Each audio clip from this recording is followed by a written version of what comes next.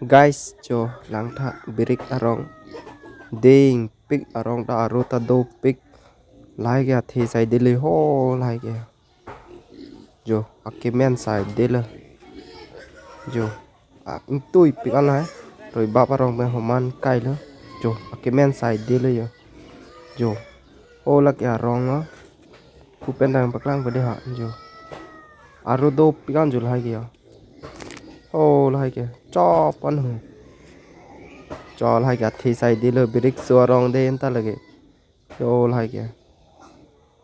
yo arong e lai le yo ding pik an arong mai thi u e b u e jo kodam palang tu pa labangye athi hala so birik arong athi kilik pole yo asal ki bilo yo irong vet a birik lo lage irong vet a birik lo jo ho lage yo athi ta to pik an asi labang so video chisarik tha kadu ka vistame